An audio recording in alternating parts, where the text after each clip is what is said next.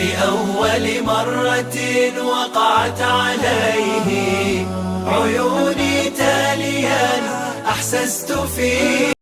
رب اشرح لي صدري ويسر لي أمري واحلل عقدة من اللسان يفقه قولي. ربي يسر لي ولا تعسر. السلام علیکم ورحمة الله وبرکاته. ښه راغلاست د تفسیر 21 درس ته. نن د الله جل په مرسته خپل درس دوام ورکوو او نوي آیتونه به تفسیر کړو. زموږ د نن ورځ درس د سورة بقره 115 آیت نه تر 140 آیت پورې ده. اعوذ بالله من الشیطان الرجیم. بسم الله الرحمن الرحیم. وقالو او وایي کونو شي هدن یهودیان او نصارا او یا هم نصاریان تهتدو چې پر هدایت شي.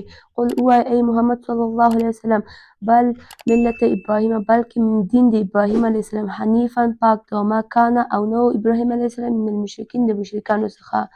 یهودیانو او نصاریانو ویل چې تاسې یهودي او نصاریان شئ تر څو چې تاسو پر هدایت شئ. یعنې دوی دې ویل چې د نصاري او د یهودیان دین د هدایت دین ده او پر حق دین ده.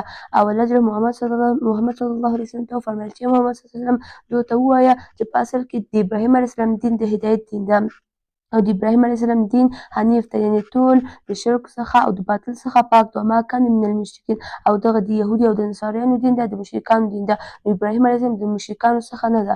قولو ووایئ آمنا ایمان راوړی ده موږ بالله په الله باندې وما او هغه څه چې انزل نازل کړل شوي دي الینا موږ ته او وما او هغه څه چې انزل نازل کړل شوي دي الی ابراهیم علیه السلام ته و اسماعیل علیه السلام ته و اسحاق علیه السلام ته و یعقوب علیه السلام ته والاسباط اولادو ته وما او هغه څه چې اوتیه ورکړل شوي دي موسی علیه السلام ته و عیسی علیه السلام ته وما او هغه څه چې اوتیه النبیون ورکړل شوي دي انبیاو ته من ربهم د طرف د رب د دوی دی.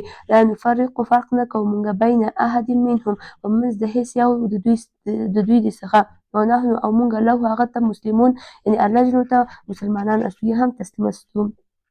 الله جل مسلمانانو ته وفرمیل چې تاسو دغه کسانو ته ووایئ چې موږ په الله جل باندې ایمان راوړی ده او هغه څه چې په موږ باندې نازل شوی دی یعنې قرآن کریم موږ په هغه باندې ایمان لرو او په ابراهیم علیه السلام اسماعیل علیه السلام اسحاق علیه السلام په ټولو انبیاو باندې ایمان راوړی ده او د هیڅ یو انبیاو په منځ کې فرق نه کوو یعنې داسې یو پیغمبر هم نه ده چې هغه باندې ایمان نه وي راوړی او هغه څه چې موسی او عیسی علیه السلام باندې را نازل شوي دي د تورات او د انجیل څخه په هغه باندې موږ ایمان لرو او موږ الله جل احکامو ته تسلیم استو د الله جل احکامو باندې عمل کوو. نو الله جل وفرمیل چې په اصل کې همدغه کسان پر هدایت او د دوی دین پر حق ده.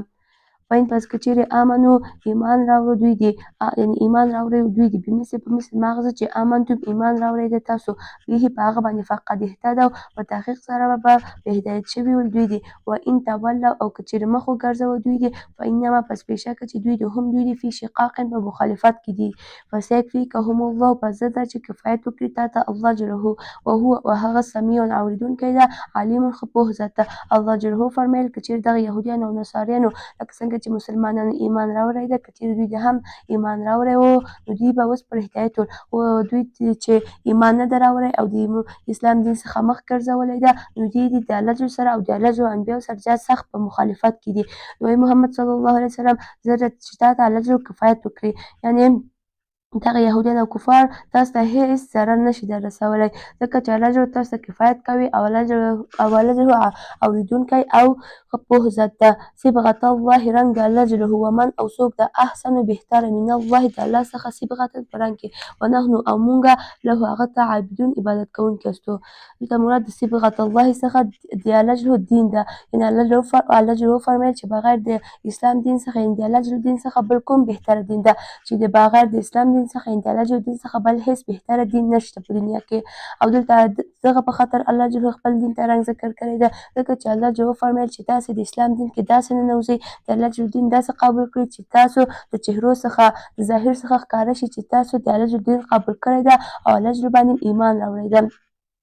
قل ووایئ اتحاجوننا ایا جنګ کوئ تاسو له موږ سره فی الله په حق د الله جل او هو هغه ده چې هغه ربنا رب زموږ ده ربکم او رب ستاسې ده ولنا او زموږ لپاره اعمالونه اجر د عملونه زموږ دي ولکم او تاسو لپاره اعمالکم اجر د عملونه ستاسې دي ونحن او موږ له هغه ته مخلصون مخلص استو. الله جل محمد صلی الله علیه وسلم ته وفرمیل چې محمد صلی الله علیه وسلم دوی ته ووایي چې آیا تاسو د الله جل په حق مونږ سره جنګ کوئ؟ حال دا چې ښه پوهېږئ چې الله جل هم زموږ رب ده او هم د ستاسې رب ده او زموږ لپاره زموږ د عملونو اجر ده او ستاسو لپاره د ستاسو د عملونو اجر ده. نحن له مخلصون او موږ د الله جل لپاره مخلص یو او د الله جل احکام باندې عمل کوو هغه قبلوو. ام تقولون آیا وایي تاسې ان بېشکه چې ابراهیم علیه السلام او اسماعیل علیه السلام و اسحاق علیه السلام و یعقوب علیه السلام والاسباط اولادونه کانو ول دوی یهودیان او نصارا او یا هم نصاریان. قل ووایه ای محمد صلی الله علیه وسلم انتم آیا تاسې اعلمو ښه پوهېږئ ام الله او یا هم الله جل ومن او څوک د اظلمو ظالمتر ممن د هغه چا نه چې کتمه پټ کړي شهادتا ګواهي عنده په نزد د هغه من الله د الله څخه وما الله او نه ده الله جل بغافل بخبر عامه د هغه څه چې تعملون کوئ تاسې.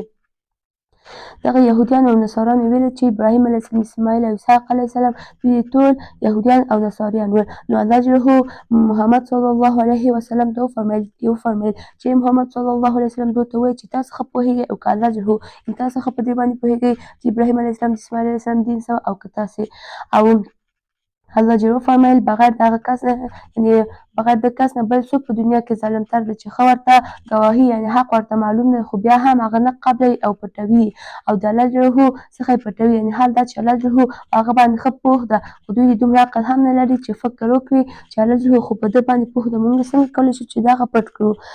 تلک دغه امتون ډله د قد په تحقیق سره خلک تېر شوي د الله د هغه لپاره ما هغه څه چې کسب کړي دي ولکم او تاسو لپاره ما هغه څه چې کسبتم کسب کړي تاسې ولا تسألون او سوال نه کړل کېږي عما د هغه څه نه چې کانو ول دوی دي عملون کول دوی دي.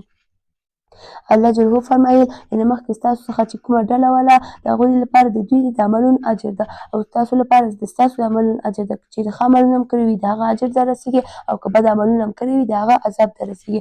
ولا تسألون عما کانوا یعملون. الله جل مسلمانانو ته وفرمیل چې تاسو دغه کفارو ته د اسلام دین دعوت وکړئ. که چېرې دوی د اسلام دین دعوت یې قبول نه کړ پس له تاسو نه د دغه کسانو په باره هېڅ سوال نه کړل کېږي.